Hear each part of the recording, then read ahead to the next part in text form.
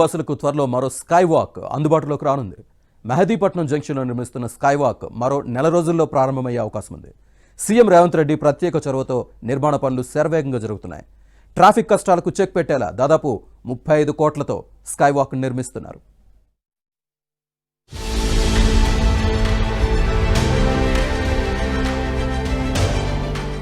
హైదరాబాద్ వాసులు ఎదుర్కొంటున్న ప్రధాన సమస్యల్లో ట్రాఫిక్ ఒకటి.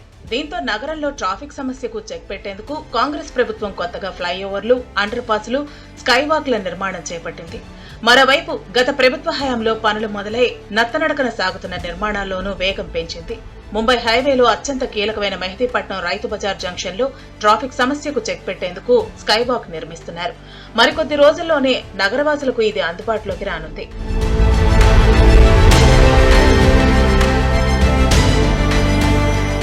ఈ స్కై వాక్ డిజైన్లలో హెచ్ఎండిఏ కీలక మార్పులు చేసింది. ముందుగా ప్రణాళికలు అనుకున్నట్లుగా 21,000 చదరపు అడుగుల విస్తీర్ణంలో చేపట్టాల్సిన కమర్షియల్ ప్రాంతాభివృద్ధిని తొలగించింది.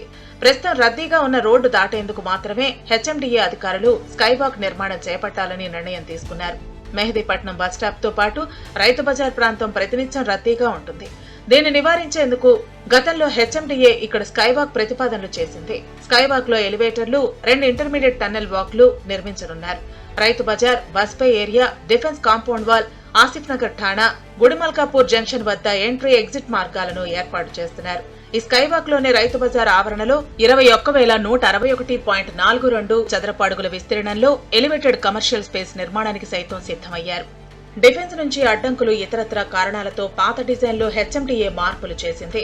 అయితే కమర్షియల్ స్పేస్ అభివృద్ధిని మాత్రం పక్కన పెట్టింది.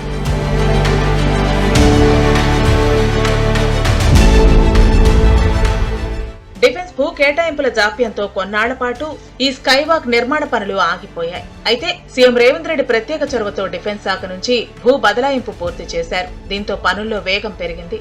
మరో నెల రోజుల వ్యవధి అంటే జనవరి నెలాఖరుకు స్కైవాక్ ను ప్రజలకు అందుబాటులోకి తెచ్చేలా నిర్మాణ పనులు జరుగుతున్నాయి.